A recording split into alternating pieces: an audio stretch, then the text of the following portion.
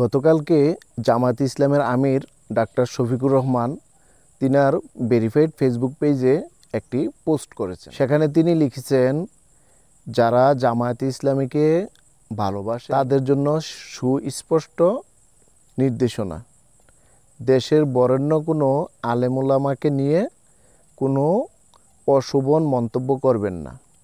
আর যদি কেউ করে থাকেন তাহলে ধরে নেওয়া হবে যে আপনারা কোনোভাবেই জামায়াতে ইসলামকে পছন্দ করেন না। তিনার এই বক্তব্যটি যখন ফেসবুক পোস্টে তিনি পোস্ট করেন, তারপরে এটা দেশের বিভিন্ন মিডিয়াতে প্রকাশিত হয় এবং সামাজিক যোগাযোগ মাধ্যমে এই নিয়ে নানান কথা শুরু হয়ে যায়। এই কথাটি তিনি লেখার পিছনে দীর্ঘ একটি কারণ আছে। আমরা জানি হেফাজতে ইসলামের আমির আল্লামা মুহিবুল্লাহ বাবুনগরী, তিনি দীর্ঘদিন যাবৎ প্রকাশ্যে জামায়াতে ইসলামের বিরোধিতা করে আসছিলেন।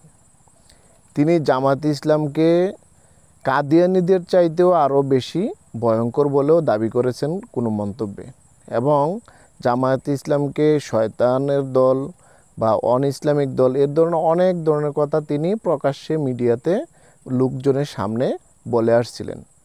ঠিক এমন একটি সময়ে তিনি এসব কথা বলছেন বা বলে আসছিলেন যখন বাংলাদেশে ইসলামী দলগুলো একত্রিত হয়ে আগামী ত্রয়োদশ সংসদ নির্বাচনে তারা একটি জোটবদ্ধ হয়ে নির্বাচন করার জন্য পরিকল্পনা করছে এবং জোটবদ্ধ হয়েছে, এবং জামায়াতে ইসলাম সহ অন্যান্য ইসলামী দলগুলো ক্ষমতা যাওয়ার একটি সম্ভাবনা সৃষ্টি হয়েছে।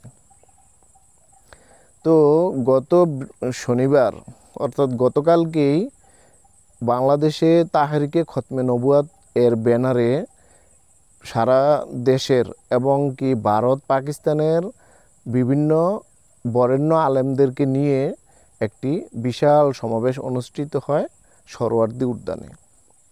সেই উদ্যানে জামায়াতে ইসলাম সহ অন্যান্য ইসলামী দলগুলো উপস্থিত হয় এবং বিএনপির সালাউদ্দিন আহমেদ তিনিও উপস্থিত ছিলেন। সেখানে জামায়াতের নেতা যখন বক্তব্য দেওয়ার জন্যে মঞ্চের দিকে যাচ্ছিলেন, তখন হেফাজতে ইসলামের প্রধান মুহিবুল্লাহ বাবুনগরী এবং হেফাজতে ইসলামের আরেকজন নেতা তিনি তাদেরকে মঞ্চে যেতে বাধা প্রদান করেন এবং ওখান থেকে বক্তব্য দিয়ে আসার পথেও তাকে বাধা প্রদান করা হয়। কী কারণে বাধা প্রদান করা হয়, কোন উদ্দেশ্যে বাধা প্রদান করা হয় সেটা স্পষ্ট নয়, তবে বাধা প্রদান করা হয়েছে জামায়াতের নেতাকে শুধু। এই কারণে জামায়াতের আমির ডাক্তার শফিকুর রহমান তিনি ফেসবুক পোস্টে বলেছেন যে দেশের বরেণ্য আলেমদেরকে নিয়ে কোনো মন্তব্য না করার জন্যে, কারণ জামায়াতে ইসলাম এখন কোনোভাবেই কোনো দ্বন্দ্বে জড়াতে চাচ্ছে না। তারা কোনো দ্বন্দ্বে গিয়ে নিজেদের ভবিষ্যৎকে তারা ধ্বংস করতে চাচ্ছে না।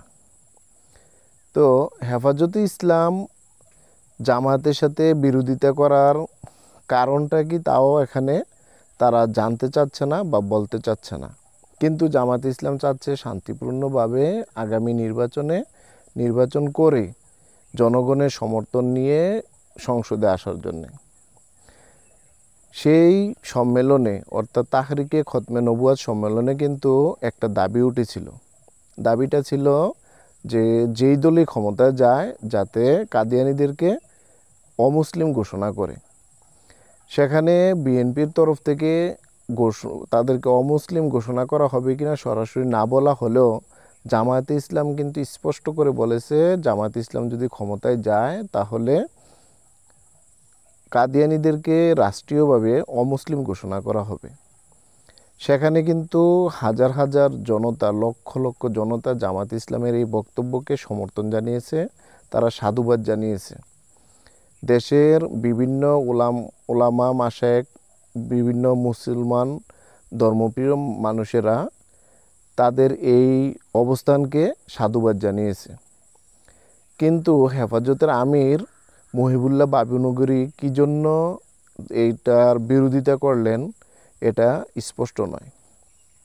সব দলগুলো যখন জামাত ইসলামের এই জনপ্রিয়তা, জামাত ইসলামের এই অগ্রগতি অবস্থানকে নিয়ে চিন্তিত, তখন হেফাজতে ইসলাম জামাত ইসলামের প্রকাশ্যে বিরোধিতা করছে।